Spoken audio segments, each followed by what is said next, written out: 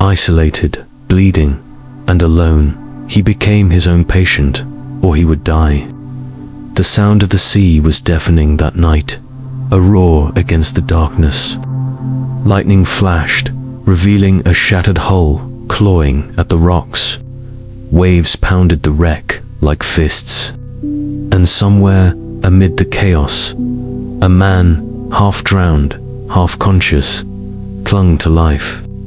His name was Dr. Leonid Rogozov, a physician from the Soviet Antarctic expedition of 1961. But now, the doctor who once healed others was stranded, far from any hospital, bleeding from within. The storm had devoured the sky.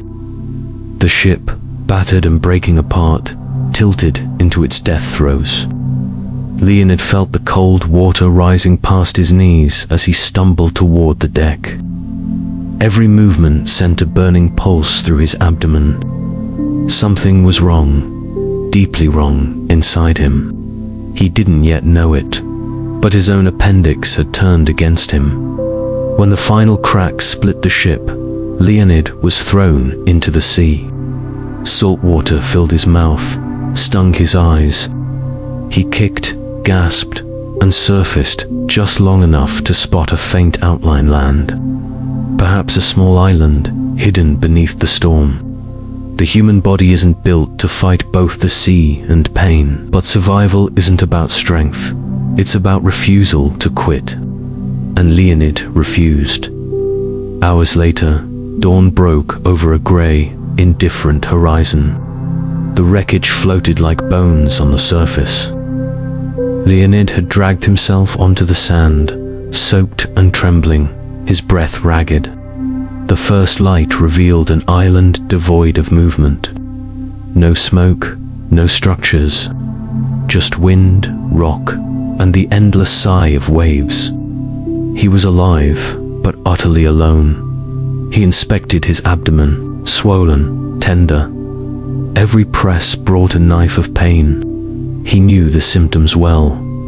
Appendicitis, a ticking bomb inside his own body. Without surgery, it would rupture. Infection, sepsis, death.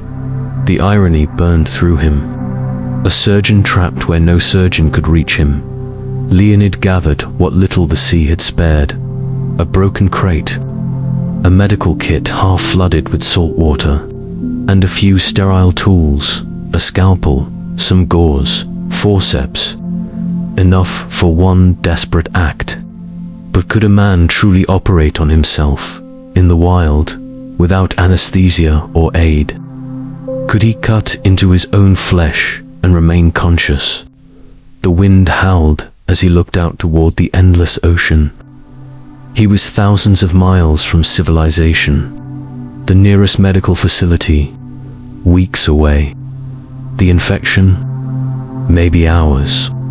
Leonid pressed his palm against his abdomen again and winced. He wasn't just a survivor now. He was a patient. And his only chance was himself. In that still, terrible moment, the choice became clear. Not heroic, not logical, but primal.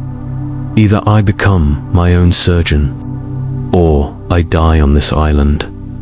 The sun rose pale and cold, illuminating a world that felt like another planet. Leonid sat against a driftwood log, clutching his abdomen, sweat beading on his forehead despite the freezing wind. He had seen this before, in patients, in textbooks, in sterile hospitals, but never in himself.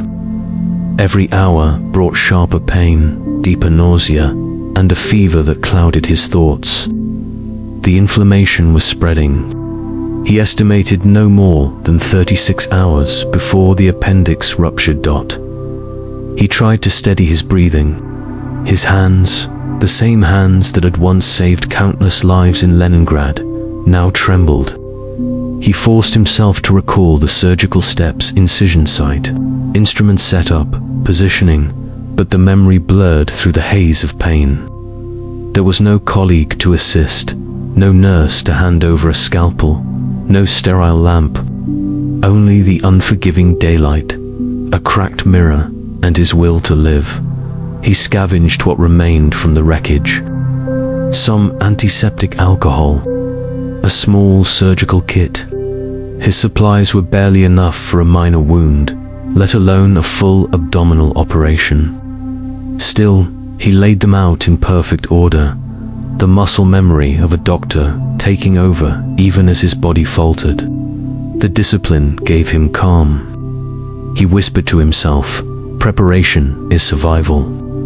By midday, the pain became unbearable. Each step sent tremors through his side. He knew what would come next. Rupture, peritonitis, septic shock. He had treated those who arrived too late, patients writhing in agony, their bodies succumbing within hours. He refused to become one of them. The irony haunted him. A doctor surrounded by instruments of healing, yet so far from help that none of it mattered unless he acted. He made his first note in a small, dim journal, the scientist in him documenting even in despair. Condition worsening, temperature rising, localized tenderness, appendicitis confirmed. It was both a medical record and a confession. The act of writing steadied him. Each word was proof that he was still thinking clearly, still in control. At least for now, as the sun sank behind the horizon, Leonid faced his reflection in the broken mirror. His face was pale, his lips cracked. "You are the doctor," he whispered to his reflection. And a patient, it wasn't madness. It was resolve. Tomorrow, he would do what no one else could. He would cut himself open and fight for his life with precision, with courage, and with the quiet acceptance of what it might cost. Could he endure the pain? Would he survive the shock, the blood loss, the isolation? These were questions that no textbook could answer. Only the next sunrise would tell. The night before the surgery felt endless. The sea was calm now, as if the storm had withdrawn to watch.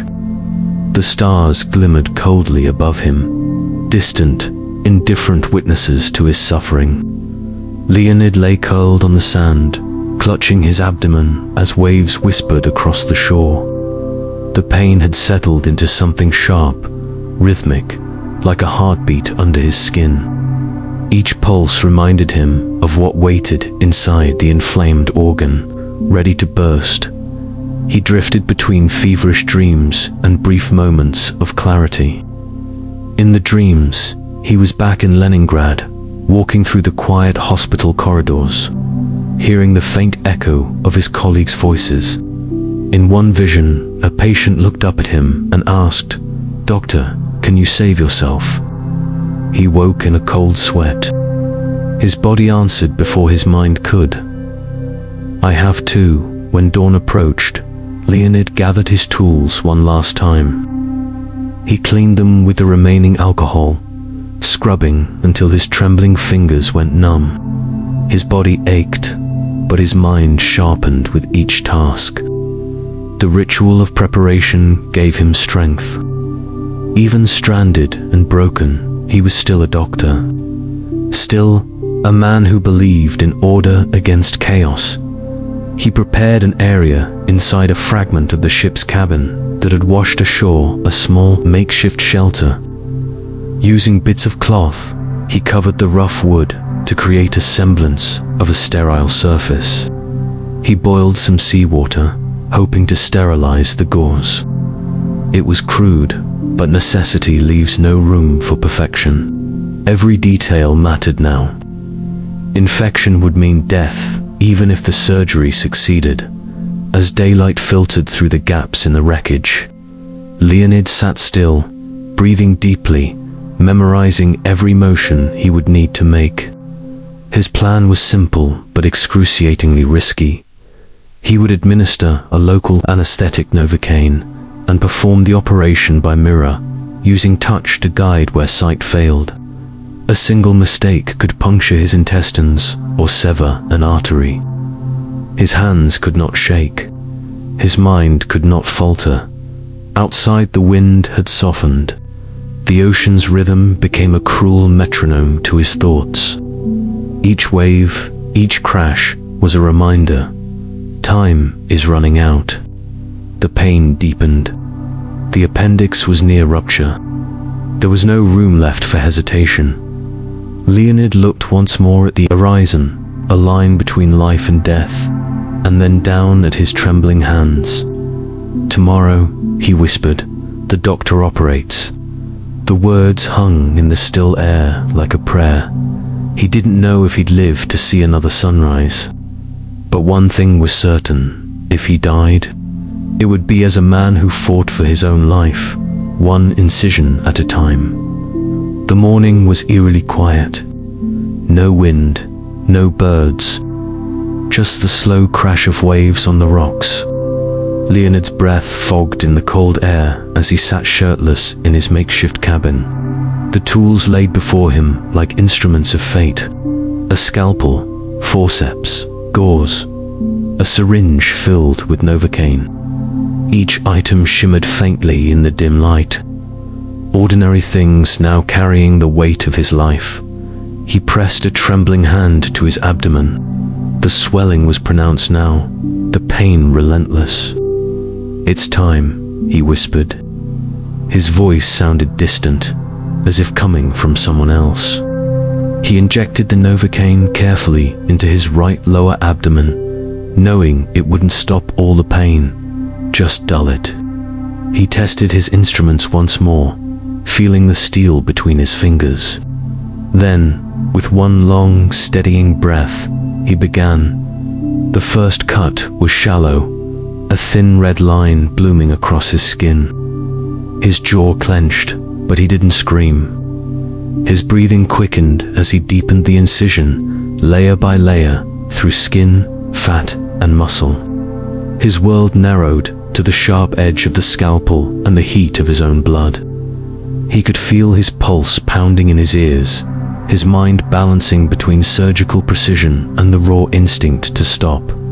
He propped the cracked mirror beside him to see his reflection, inverted, confusing. The image made his work harder, but he couldn't rely on sight alone. He used touch, cold, clinical touch, to guide his fingers. His training whispered through the chaos: locate the cecum, trace the colon, find the appendix. It was surgery reduced to its purest form: knowledge, will, and survival. Minutes stretched into eternity. Sweat dripped into the wound. His vision blurred from both pain and blood loss. At one point, he nearly fainted, catching himself just before collapsing. He paused, breathed deeply, muttered, "Stay with it, Leonid." Then he continued, his body shaking violently now. The human mind should not endure such pain consciously, and yet he did. Finally, his fingers brushed against the swollen, infected organ. The appendix, his nemesis. It throbbed under his touch like a tiny heart. Working with precision born of desperation, Leonid clamped, tied, and excised the organ. His teeth gritted, his consciousness flickering. When he finally dropped the infected piece of tissue into a metal dish, a wave of disbelief and exhaustion swept through him. He had done it. Against nature, against pain, against reason, he had removed his own appendix. For a long time, he simply stared at the wound, too weak to stitch it closed. His body trembled, but his mind whispered one last instruction: finish it. Slowly, painfully, he sewed the incision shut. Each stitch was agony, each not a small victory. When it was over, he collapsed back onto the wooden floor, drenched in sweat, barely breathing, but alive. Outside, the wind began to rise again, as if the world itself exhaled in awe. For hours after the surgery, Leonid drifted in and out of consciousness. His hands were slick with dried blood. The cabin smelled of antiseptic and salt, of sweat and pain. Each breath rattled in his chest like glass. He had done the impossible, but the fight wasn't over. The wound could still become infected. He could still bleed internally. He could still die quietly before dawn. When he finally woke again, the light had changed. The sun was low, a faint orange glow spilling across the ocean. He looked down at the stitched wound, crude but clean. His fingers traced the edge of the dressing. "It's holding," he whispered hoarsely. His body trembled with exhaustion, yet something deeper stirred beneath the weakness. Pride, defiance, survival. He had operated on himself, and he was still breathing. Every movement was agony. But Leonid forced himself to clean the instruments once more. It was instinct, the discipline of a surgeon refusing chaos. Infection was the enemy now. He sipped seawater boiled earlier, his lips cracking as he swallowed. He had no antibiotics, only determination. Each hour that passed without fever was a small victory. Outside, gulls circled the shoreline. The sea had quieted into a silver plain. Leonid watched the horizon through half-lidded eyes and thought of home, of the hospital corridors, the smell of disinfectant, the steady rhythm of life he had left behind. Would anyone ever believe what he had done here? Would they ever understand what it cost him? That night, as darkness settled again, the fever came. He shook violently, his pulse racing. Sweat poured from him, and pain rippled through his body like fire. He whispered in delirium, half medical commands, half prayers. "Keep breathing. Monitor pulse. Don't give in." His mind wandered between lucidity and dream. He saw the faces of his colleagues, their astonishment, their respect. He saw the cold halls of the Antarctic base where his real-life operation had once been performed. And even in his delirium, one truth burned clear. A doctor's duty doesn't end. Even when the patient is himself, by morning, the fever had broken. His body ached, but the worst had passed. He was alive, truly alive. Against all odds, against nature and fear, he had saved himself. When the first rays of sunlight brushed his face, Leonid smiled faintly. "You did it," he murmured. Then he closed his eyes, not in surrender, but in peace. He had crossed the line between life and death, and returned with the proof that human courage can defy even biology itself. Emotional transition. But survival is rarely a single act. It's a series of battles. And as Leonid's strength returned, he realized the ocean hadn't finished testing him yet. The island still held more challenges, and the sea more secrets. The day after the surgery, Leonid's body became a battlefield. Though he had removed the infected organ, the trauma of the operation unleashed a storm within him. His pulse was erratic, his breathing shallow. Sweat soaked his makeshift bedding as waves of fever returned with cruel persistence. The human body, he knew, could not endure such an ordeal without consequence. The question wasn't whether he would feel pain, it was whether he could outlast it. He tried to sit, but dizziness crushed him. The world tilted. His vision blurred into streaks of grey and blue. He forced himself to lie still, whispering the same phrase like a mantra: control the infection. Control the mind. The physician in him refused to yield, even as the patient begged for rest. Every heartbeat became a conscious act of will. Outside, the sea whispered softly, indifferent to his suffering. Seagulls circled above, their cries distant and mocking. The salt air burned in his lungs. Every sense felt heightened, every sound sharper, every breath heavier. His body was in revolt, but his mind clung to science. He mentally recited the symptoms of post-operative infection, analyzing his condition as if he were his own case study. Mild tachycardia, localized tenderness, minimal purulent discharge. It wasn't fatal yet, but the line between recovery and collapse was razor thin. As night fell, the fever deepened into delirium. Shadows flickered across the cabin walls. Leonid's thoughts fractured into strange visions.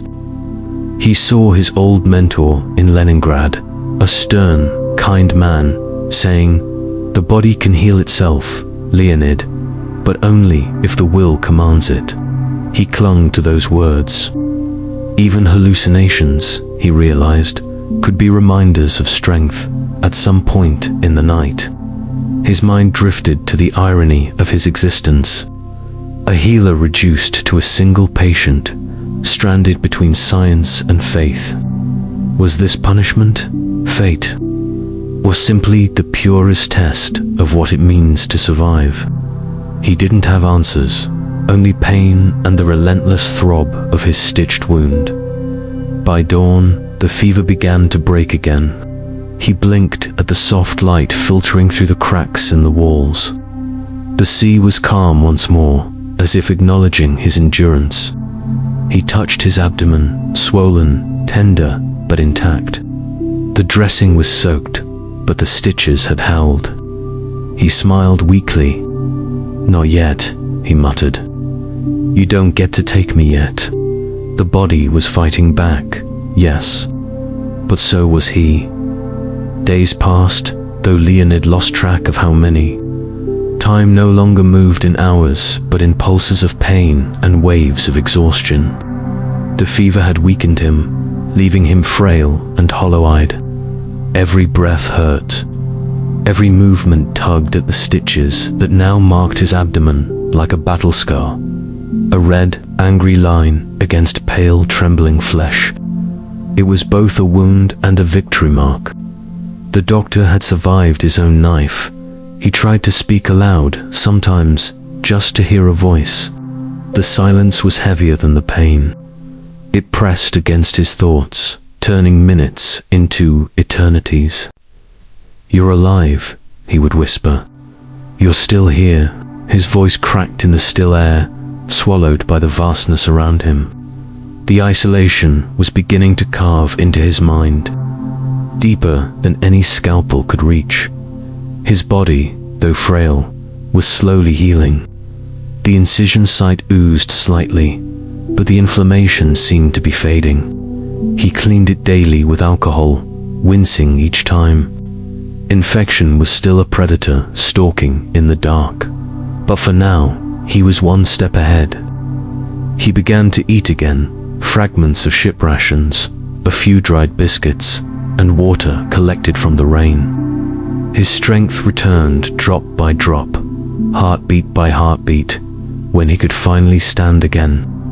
He walked to the edge of the beach. The ocean stretched endlessly before him, calm, merciless, eternal. He studied it not as a sailor or a castaway, but as a scientist. He analyzed its patterns, its tides, its moods. Somewhere out there, the wreck of his ship slept beneath the waves, filled with stories that would never be told. The sea, he realized, was both his executioner and his savior at dusk. He sat by the shoreline, tracing the stitches along his abdomen with trembling fingers. He thought about the absurdity of his situation. A man with the knowledge to save hundreds of lives, now trapped where none of that knowledge should matter. And yet, it had. The human mind, he understood now, is the final instrument of medicine. Without will, even the best tools are useless. The silence of the island was profound, almost sacred. He could hear his heartbeat, steady now, like a drum of defiance. It wasn't peace, exactly, but something close, the kind of calm that follows chaos. The stillness after the storm. He tilted his head toward the sky and murmured, "You see this world? I lived." His words vanished into the wind, but they carried truth, undeniable, raw truth. The scar wasn't just a reminder of what he endured.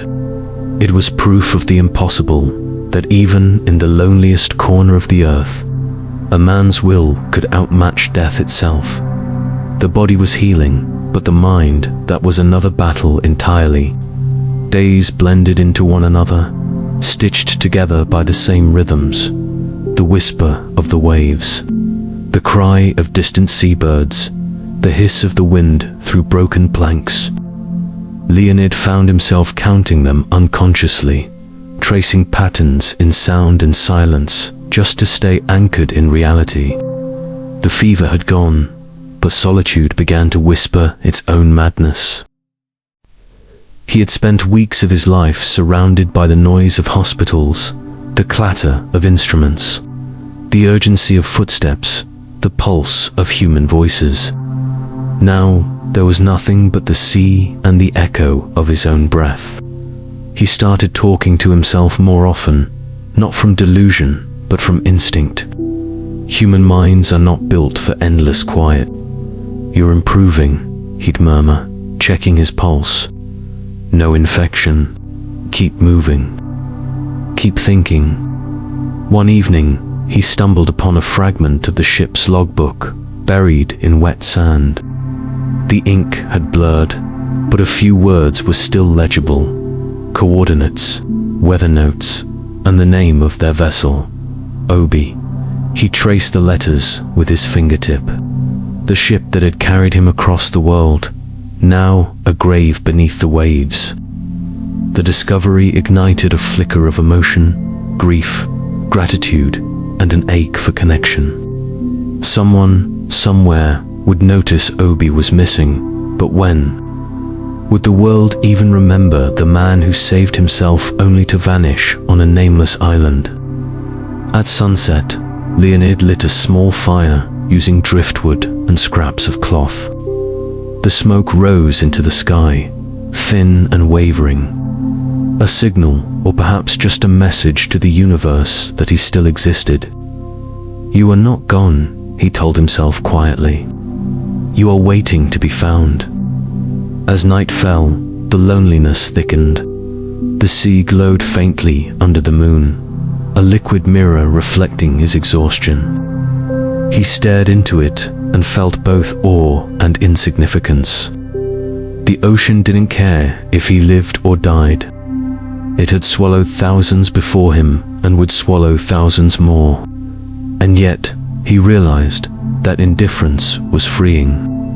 He didn't need the world's mercy to survive, only his own resolve. He pressed a hand against his scar, feeling the heartbeat beneath it. The wound had begun to itch, a sign of healing. He smiled faintly at the irony. His body, once his enemy, was now his only companion. There, in the silence, a strange peace began to form. Not comfort, but acceptance. If no one ever came, he would still have this.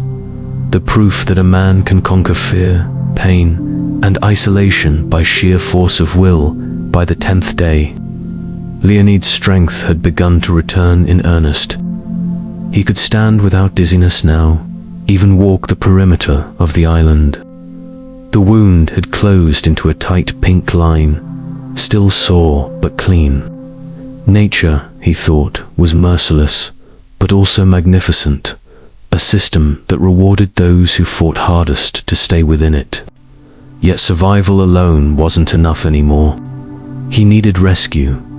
He began gathering materials for a signal fire, dry driftwood, pieces of wreckage, anything that could burn bright enough to pierce the endless blue horizon. The sun was fierce that day, and his skin had blistered from exposure. But pain no longer frightened him. After cutting himself open and surviving it, the sting of sun and salt felt trivial, a mere echo of what he had already endured. He built the fire at the highest point of the island, a rocky ridge overlooking the sea. From there, he could see everything, the vast circle of ocean, shimmering under the afternoon light, and the long trails of foam marking the tide's retreat. It was beautiful, almost hypnotic. Yet beneath its calm lay the same cold truth. No ships, no signs of life. He waited until evening, when the wind died and the air stilled. Then he struck a spark. The fire caught quickly, climbing into the dusk. Flames roared and crackled, a brilliant tower against the deepening blue. Leonid stepped back, shielding his eyes, watching as smoke twisted upward in graceful columns.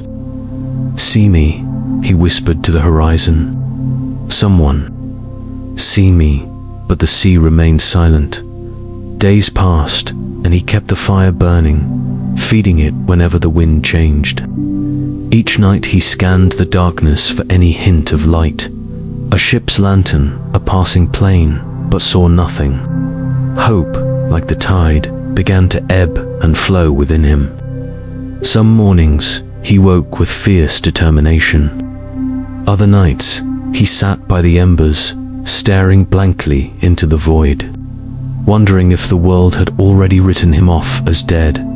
In those dark hours, the doctor's mind returned, not as a scientist, but as a philosopher.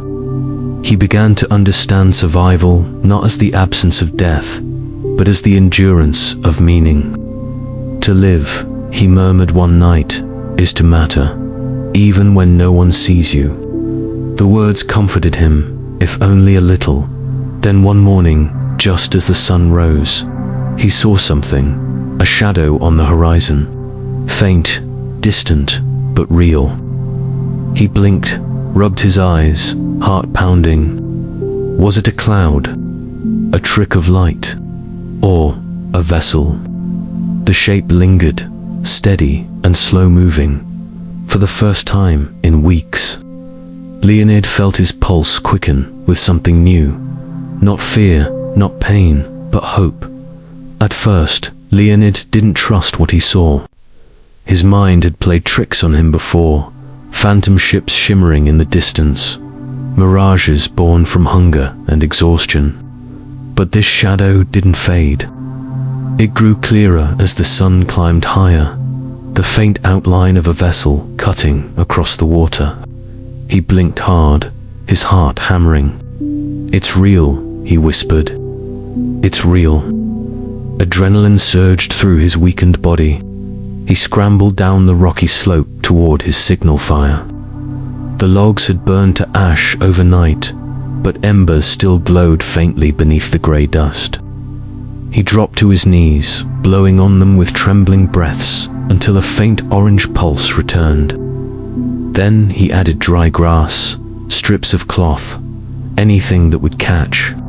The flames roared back to life, wild and desperate.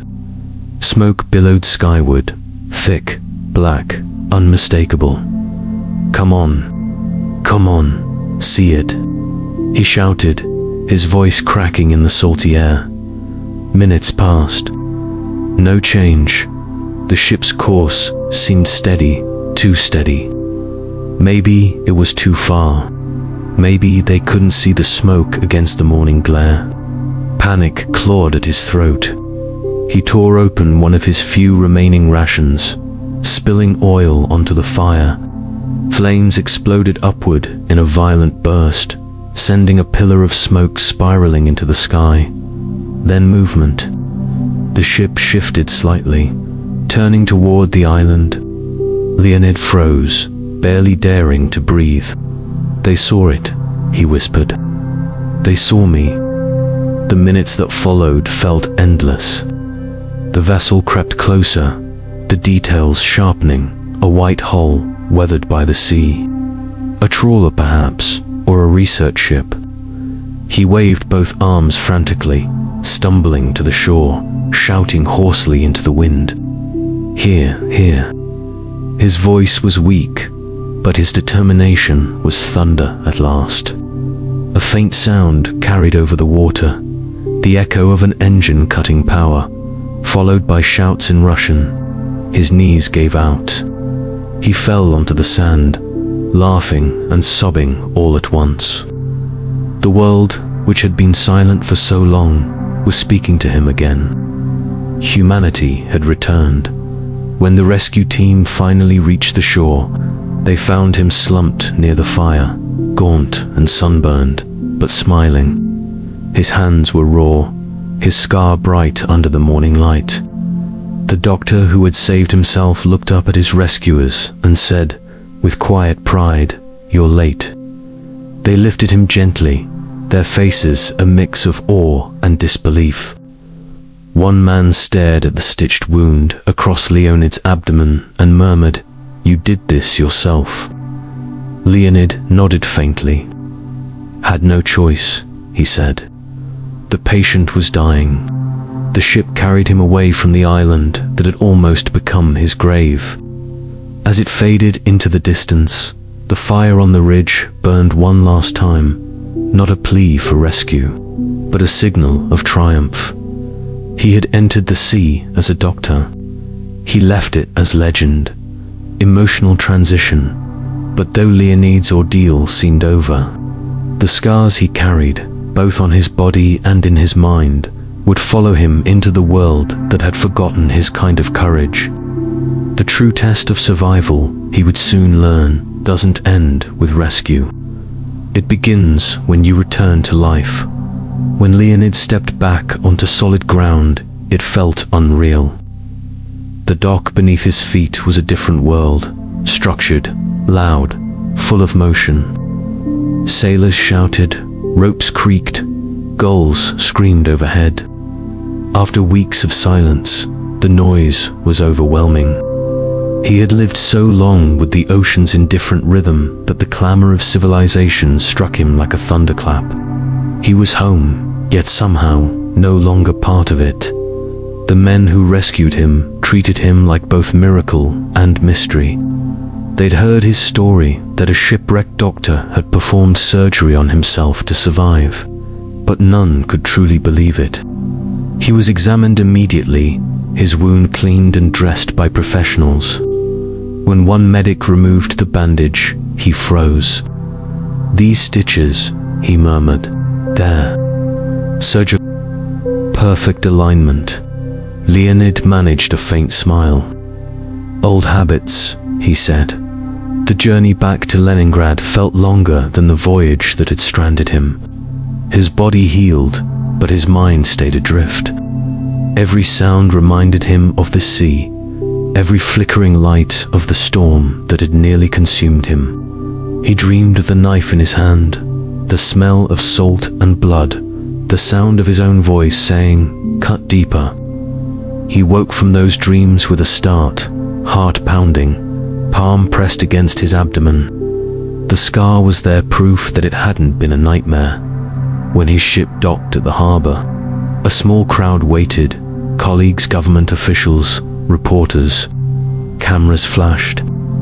The Soviet authorities saw him as both a hero and a symbol, a man who embodied discipline, science, and human endurance.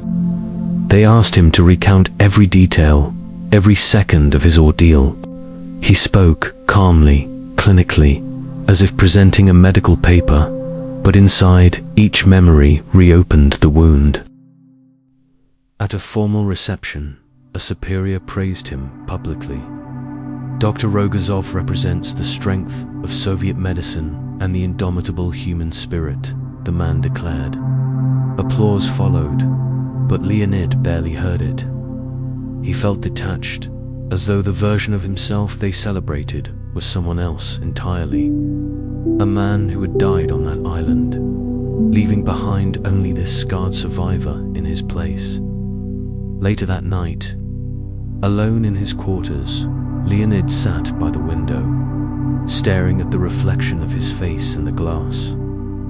Civilization buzzed outside, lights, laughter, music, but he felt no belonging. "You came back," he whispered to himself. "But what part of you stayed there?" The answer was simple and terrifying. The part that had learned to live with death. He touched the scar again, tracing its curve. It wasn't healing anymore. It was history, the boundary between the man he'd been and the man he'd become. Word of Leonid Rogozov's survival spread faster than any ship could sail. Within weeks, his story appeared in newspapers across the Soviet Union, and soon after, it crossed borders, reaching Western journalists hungry for tales of human defiance. Antarctic doctor performs surgery on himself. One headline read, almost in disbelief. For once, the Cold War's walls couldn't contain the wonder. Heroism, it seemed, spoke a universal language. Yet Leonid didn't see himself as a hero. To him, what he'd done wasn't courage, it was necessity. There was no choice, he told a Soviet interviewer. A surgeon must act, even if the patient is himself. The audience gasped, as if the words carried divine gravity. But Leonid's tone was matter-of-fact, almost weary. He wasn't proud. He was haunted. The Ministry of Health ordered him to give lectures recounting his experience. Medical students filled the halls, their faces pale with awe. He would describe the procedure clinically, using diagrams and instruments to demonstrate each step. But when he reached the moment of incision, when he had to describe how it felt to cut into his own flesh, his voice would falter, just slightly.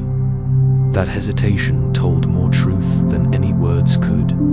The photograph taken during the operation, Leonid bent over, scalpel in hand. His assistants, standing pale behind him, became iconic.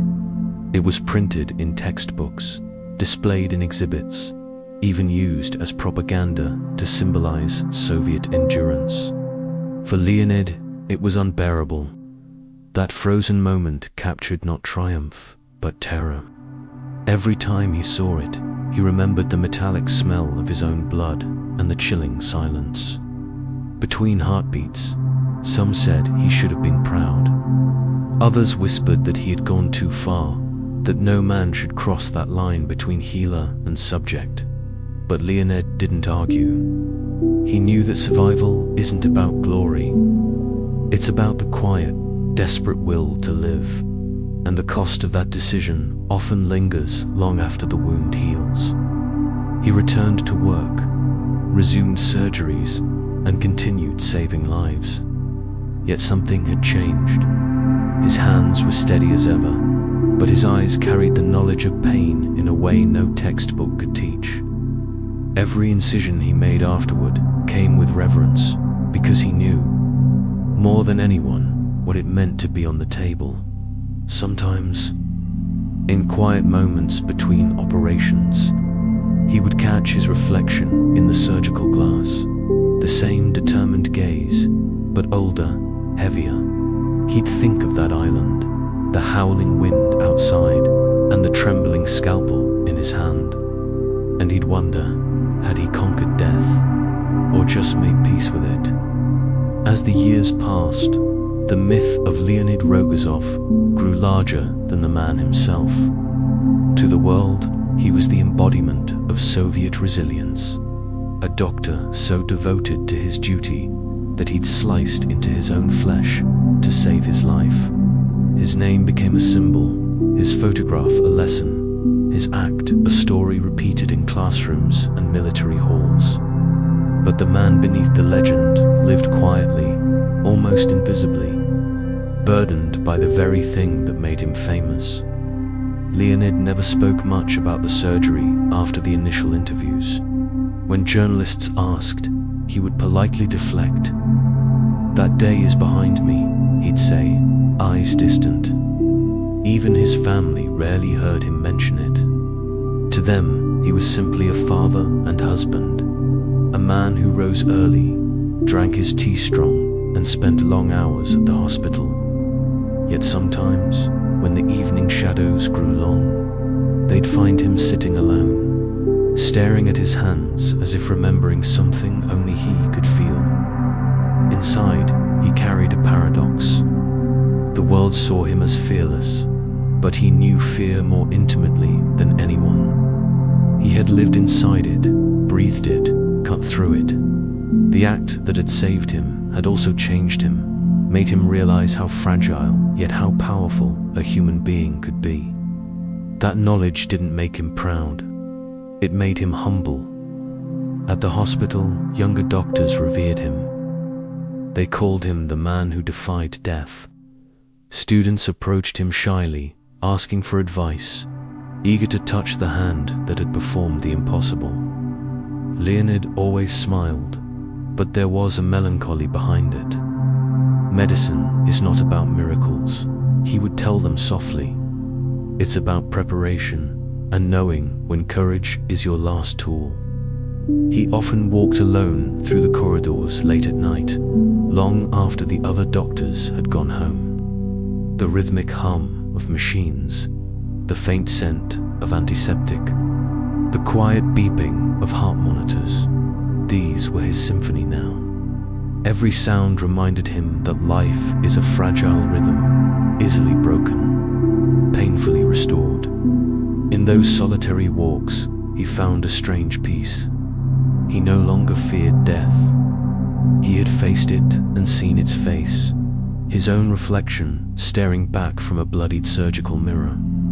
What haunted him wasn't dying. It was remembering how far he had been willing to go to live. Still, in his silence, there was strength. Leonid Rogozov didn't need to tell his story anymore. The world had already turned it into legend. And maybe that was enough. Decades slipped quietly into memory, but Leonid's story refused to fade. Each year, new generations of doctors rediscovered his case. A tale passed from professor to student, whispered in medical schools as both inspiration and warning. His name appeared in journals, his photograph in lectures. The ultimate act of self-reliance, they called it. But for Leonid, that phrase always felt hollow. They saw a symbol.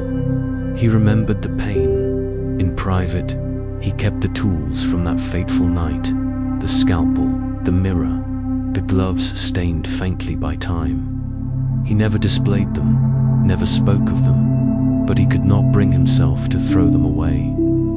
They were relics of the man he had been, proof that he had once faced the abyss and dared to cut his way back from it. Sometimes, late at night, he would take the small metal box down from a shelf, open it, and stare at those instruments in silence. His hands, though older now, still trembled slightly when they hovered over the scalpel. He wasn't haunted by the act itself anymore, but by what it represented, the moment when science, instinct, and raw will had merged into one desperate motion. It reminded him of how close the human body and mind could come to breaking and still survive. When younger doctors visited him in his later years, they would ask what drove him to do it. Leonid always answered the same way, because there was no one else. It was both explanation and confession. In those 5 words lived the entire truth of his ordeal. The loneliness, the duty, the choice. Few truly grasped it. Outside the hospital, he rarely sought attention. The world had changed. New frontiers, new heroes, new crises. But every so often, a journalist or filmmaker would reach out, wanting to revisit his legend. Leonid always declined. That story belongs to the past, he'd say. Yet even as he said it, he knew the past had its own heartbeat, faint but persistent, echoing through time. The scar on his abdomen had faded, the skin paler, smoother, but under it lay a memory that never softened. It pulsed with every breath, a private reminder of the price of survival. For others, his act was history. For Leonid, it was anatomy written into his very flesh. As he aged, he began to sense something else, gratitude. Not for the fame, not even for the survival, but for the strange, fierce beauty of the human will. He had once been a man on the edge of extinction, armed with nothing but courage and a scalpel, and that, he realized, was the most human story of all. In his later years, Leonid Rogozov lived quietly, teaching at a medical institute and mentoring young surgeons who looked at him with reverence. He had become, in a sense, a living legend. Yet beneath the calm, his scar still spoke to him, a silent reminder that survival always comes with a cost. When his students asked about it, he would smile faintly, touch his abdomen, and say, "A lesson I'll never forget." That was all. He never dramatized his ordeal, never turned it into a speech about bravery. In his eyes, it was simply a fact of life, a moment when one must act or die. Courage, he once told a colleague, is not a roar. It's a whisper that says, "Keep going." To Leonid, that whisper had once saved him on a frozen shore surrounded by death. It was the same voice that now guided him through the quieter struggles of aging and memory. The Soviet state honored him repeatedly. Medals, plaques, official commendations. Yet none of them truly captured the essence of his story. For Leonid, the victory wasn't in recognition. It was in reclaiming his heartbeat from the cold hands of fate. He had cut through his own fear, stitched together his own survival, and learned that the greatest frontier wasn't the Antarctic, it was the limits of the human spirit. Sometimes, when the snow fell outside his window, he would stand watching it drift, soft and relentless, like the blizzard that had once sealed him away from the world. He could almost hear the howling wind again, the rasp of his breath, the ticking seconds between life and death. The memory didn't hurt anymore. It simply was. A chapter written in blood and willpower. In his final years, Leonid wrote a small personal journal, not a memoir, but reflections on medicine and mortality. In one entry, he penned a single haunting line: "When you were both doctor and patient, you discover that survival is not an act of strength, but of surrender. Surrender to pain, to duty, to life itself." Those words became his quiet epitaph, etched not in stone but in memory. When Leonid Rogozov passed away in 2000, aged 66, the world briefly remembered his story again. The man who had cut himself open to live. But for those who had known him, the real story was not about a single night of horror and bravery. It was about a lifetime spent healing others after healing himself. The scar remained. Even after he was gone by the time Leonid entered his final years, his story had become legend, retold in documentaries, referenced in medical ethics debates, immortalized in textbooks. Yet when people spoke of the miracle surgeon, they rarely considered the quiet truth. Miracles, when they happen, come with weight, and Leonid carried his for a lifetime. He retired quietly from active surgery, though his colleagues begged him to stay. His body was older, slower, but his mind remained sharp, his presence calm and deliberate. He spent his last working years teaching, not anatomy, but resilience. His lectures were sparse, his tone steady, but his words carried the gravity of experience. "You must never forget," he told one class, "that your patient's fear is your responsibility. And sometimes, that patient will be you." One winter morning, during a university seminar, a student nervously asked, "Dr. Rogozov, were you afraid?" Leonid paused. The room went still. "Of course," he said softly. "Fear keeps us alive. The question is, can you work with it?" That answer became famous in itself, quoted in medical journals for decades. But to Leonid, it was just truth. He had not conquered fear. He had befriended it. Outside the classroom, life was peaceful. He spent evenings tending a small garden behind his home, where he found solace in quiet repetition, pruning, watering, tending life. Sometimes, his son would ask about the island, about what really happened. Leonid would smile faintly and say, "It was just work. The hardest surgery of my life, but still work." He never dramatized it. For him, it had never been a story about heroism. It was about survival, discipline, and the duty to live when living seems impossible. When Leonid passed away in 2000, aged 66, his obituary spread across the world. Doctors in every corner of the globe paused to remember the man who had turned medicine into an act of raw courage. But what few people knew was that, in his final note to a colleague, he wrote, "We all face surgery in our own ways. Sometimes it's of the body, sometimes it's of the soul." His legacy was not in the cut he made, but in the question it left behind. How far can a human being go to survive? Leonid had found the answer, and he had lived it. He became a symbol not of perfection, but of endurance. The story of a man who, in the cold isolation of Antarctica, proved that the human will, armed with knowledge and courage, can perform miracles that even science struggles to explain. And so, long after his heartbeat stopped, the world still remembers the rhythm of his scalpel, steady, deliberate, alive. Long after the Antarctic winds had gone silent and Leonid's body had returned to the earth, his story continued to move through the veins of history, alive, pulsing, unforgettable. The image of a lone man performing surgery on himself became something larger than fact. It became metaphor. He wasn't just a doctor anymore. He was a symbol of the extreme edges of human endurance, where science and survival meet.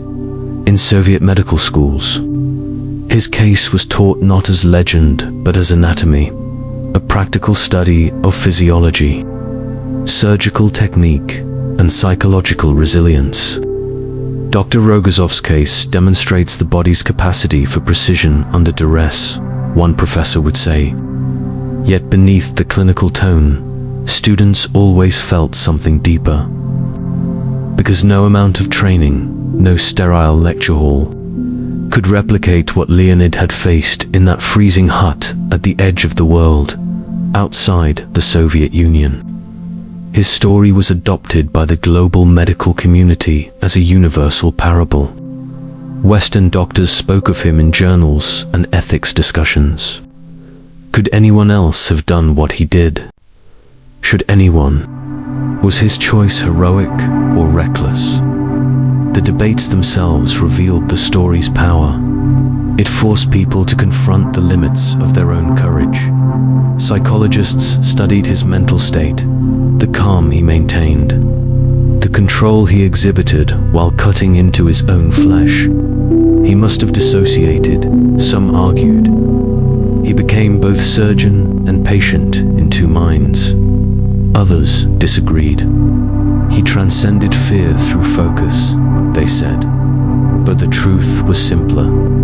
Leonid had trusted in training, reason, and willpower, the three tools that never fail the human spirit, even when the body does.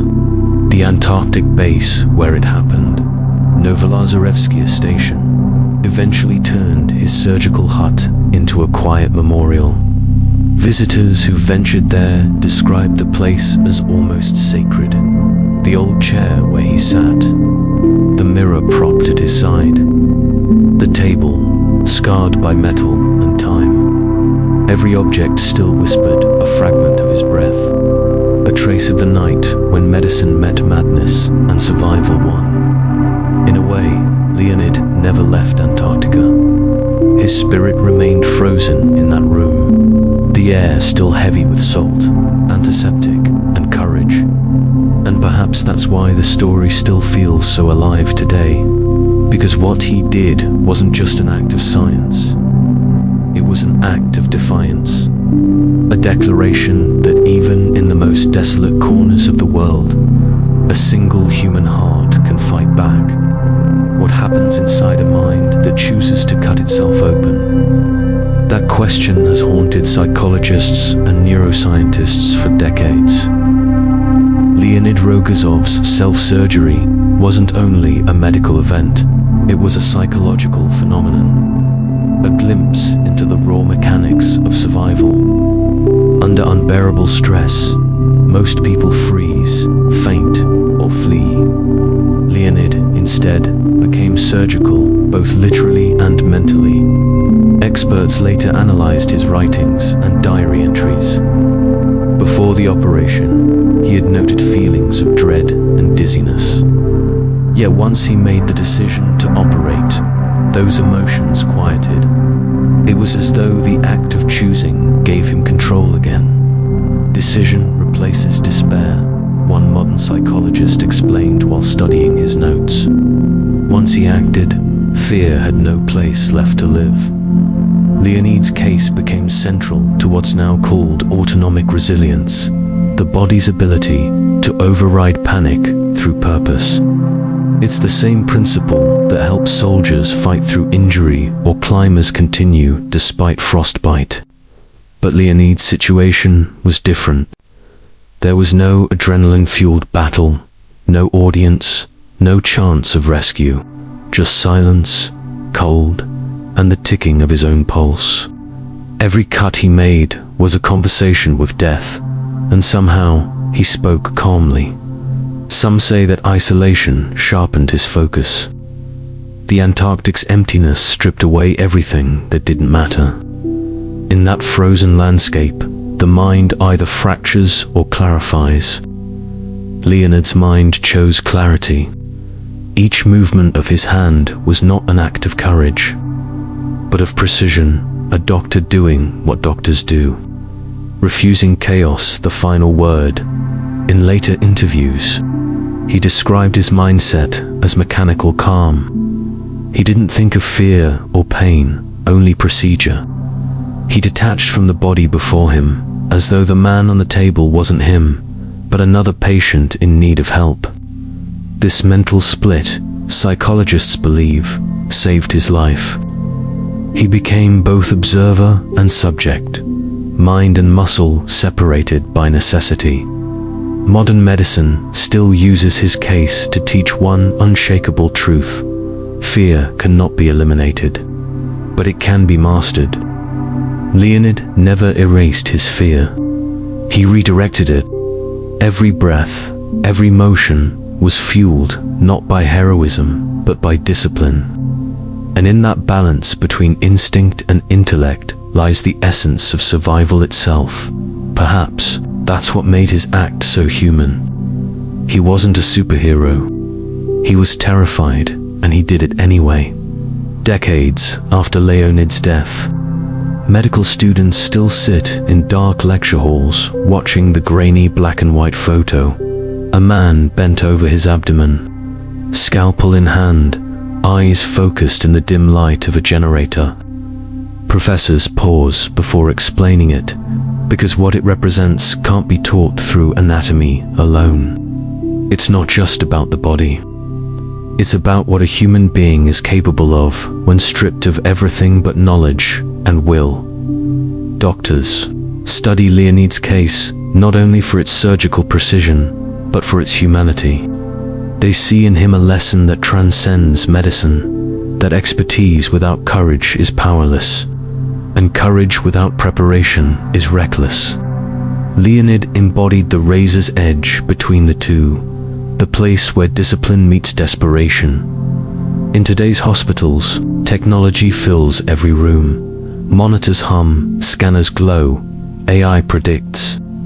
Yet, Leonid's story reminds the world of something deeper, that no machine, no algorithm can replace the heartbeat of human resolve. When systems fail and isolation closes in, What saves a life is not data, but decision. Even outside the world of medicine, his act has become a metaphor used in leadership training, military psychology, and even personal development. Operate on yourself, one motivational speaker says, quoting Leonid's case. When no one else can save you, you must be your own surgeon. The phrase has turned into modern folklore, proof that survival is as much about mindset as it is about muscle. But among the scientific community, the fascination remains grounded in biology and mental endurance. How could a person perform such a procedure without anesthesia beyond Novocaine? How could he avoid shock, infection, or fainting? Some speculate that years of surgical repetition conditioned his brain to override pain. Others believe it was sheer mental discipline, the kind forged by years of Soviet rigor and the cold emptiness of the Antarctic frontier. Whatever the mechanism, Leonid's surgery remains a singular event, unreplicated, unchallenged. No other doctor in history has attempted such a feat under comparable conditions. It stands as a quiet monument to both science and the spirit, a reminder that the boundary between them blurs in moments of crisis. And though decades have passed, one truth endures. Survival isn't just about staying alive. It's about staying awake, clear, calm, and deliberate, even when the world turns against you. Leonid didn't just save his body that night. He preserved something rarer, the idea that courage can be methodical, even clinical. Over half a century later, Leonid Rogozov's scar still tells his story, not on his body, but on the conscience of medicine. His operation became more than an act of survival. It became an ethical mirror. Every generation of doctors since has had to look into it and ask, what would I have done? The photograph from that night remains one of the most haunting images in medical history. You can almost hear the stillness of the Antarctic room, the faint hum of the diesel generator, the fragile breath of a man fighting his own biology. It's been called the loneliest surgery ever performed, and for good reason. There were no operating theaters, no sterile assistants, no applause waiting afterward. Just a doctor, a knife, and the will to live, in museums and medical archives. Leonid's case sits between stories of explorers and scientists who pushed human limits. But unlike the others, his journey turned inward.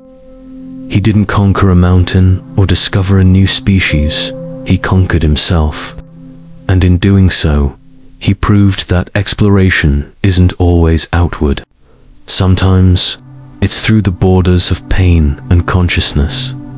Doctors today often cite Rogozov's surgery as an example of extreme professionalism. He never stopped being a doctor, one Russian surgeon remarked. Even when he became the patient, he stayed in control. That control, born from discipline and necessity, became his true anesthesia. Yet beneath the clinical admiration lies something softer, reverence. Because everyone who studies his case feels the same. Chill, that quiet realization of how far a human being can go when hope is a scalpel's width away. The Soviet Union may have celebrated his act as propaganda, but the world remembers it differently. His courage transcended borders, politics, and ideology. It was something older, deeper, the primal will to survive, expressed through the precision of reason. In Antarctica, the station still stands. The hut where Leonid operated has been restored, preserved against the biting winds. Visitors describe standing in that small, dim room and feeling a presence, not ghostly, but human. The mirror, the chair, the simple table, each object still hums faintly with what once happened there. It's not horror they feel, it's awe, because in that frozen place, One man proved that survival isn't an instinct of the strong. It's the choice of the determined. Even as time erases empires and technologies evolve beyond recognition, Leonid Rogozov's story endures, whispered not just in classrooms, but in operating rooms, documentaries, and the quiet moments before a difficult decision. His name has transcended biography. It has become an answer to the question of how far the human spirit can go when there is no one left to help. In modern medicine, where precision robotics and digital diagnostics dominate, Rogozov's act stands as a stark reminder of the human core that drives it all. Every surgeon who bends over a patient feels a fraction of what Leonid once did, the weight of responsibility, the silent contract between healer and life. But Leonid faced the purest version of that contract, a surgeon whose only patient was himself. Some historians have called his act the final frontier of medicine, but Leonid might have disagreed. He would have called it a job that needed doing. That humility, that stripped-down practicality, is what makes his story immortal. There was no heroism in his mind, only obligation, an understanding that life, once begun, must be fought for until the last heartbeat. Medical ethicists still study his decision. Was it right to risk his life in surgery rather than wait for rescue? Could the pain have compromised his skill? But those debates missed the point. The power of Leonid's story doesn't lie in the medical ethics. It lies in the human instinct that defies surrender. In the face of fear, he didn't freeze or pray for luck. He acted, and that action changed everything. When asked, years later, what he remembered most vividly, Leonid once said, "The silence after the last stitch, that silence, heavy, endless, absolute, was more than relief. It was rebirth." In that moment, he wasn't just alive. He had proven that the line between life and death isn't drawn by circumstance, but by courage. Today, at Novosibirsk station, the icy wind still sweeps over the same barren snowfields where he once fought for his life. The hut remains, its walls humming faintly with the echo of steady breathing and the slow rhythm of a scalpel cutting through fear. Visitors leave notes, small, folded papers that say thank you, or simply, "I will not give up," because that's what Leonid left behind. Not a story about surgery, but a story about spirit. A reminder that inside every human being lies the capacity to do the impossible, if only they choose to try. Years after Leonid Rogozov's death, his son Vladimir stood in front of a lecture hall at St. Petersburg's Medical Academy. On the projector behind him glowed the infamous photograph, his father hunched over the table, eyes fixed, hands steady, mirror tilted to the side. The room was silent. Even the air felt reverent. "This," Vladimir said softly, "is not just history. It's humanity under pressure." The audience listened as he spoke, not of fame, but of solitude. He described his father's quiet demeanor, the way he avoided the spotlight, and how he never referred to himself as a hero. He believed survival was a responsibility, Vladimir said. If you can save yourself, you must try. To do less is to betray the life you've been given. Those words, handed from father to son, echoed like a vow outside the academy. Leonid's story had become part of the wider human record, studied in medical ethics, discussed in psychology, and even referenced in space medicine programs training astronauts to perform surgery alone in orbit. His act, once born from desperation, now guided others through the frontier of isolation. Humanity had advanced, but the lesson remained: when help is impossible, courage becomes procedure. Yet, amid the accolades and analysis, the personal side of Leonid's story never lost its intimacy. His family remembered his gentleness, the way he brewed tea, hummed softly when concentrating, and carried himself with quiet purpose. To them, the man who had cut into his own abdomen was not a figure of legend, but a father who taught humility through action. Vladimir once said in an interview, "My father never wanted worship. He wanted understanding." That distinction defines the story's endurance. It's not worship that keeps it alive, but recognition of what it means to remain human in the loneliest place on earth. The scar that ran across Leonid's abdomen was small, neat, unassuming. But in that thin line of healed flesh lay the story of human determination itself. It spoke silently, more eloquently than words ever could, reminding the world that survival isn't always loud or cinematic. Sometimes it's quiet, precise, inevitable. The world remembers Leonid Rogozov because his act was not one of grandeur, but of necessity, and therein lies its power. The scar healed. The story, DIDN, single quotes, decades after Leonid's ordeal, scientists continued to study what happens to the human mind when left alone in extreme environments. His survival wasn't only medical, it was psychological. Antarctica had stripped him to the core of what it means to exist. No noise, no warmth, no help. And from that silence, he had created order, focus, and control.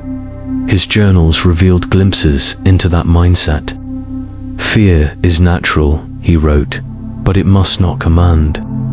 In crisis, emotions must become instruments, tools, not masters." These weren't words of defiance, but of discipline.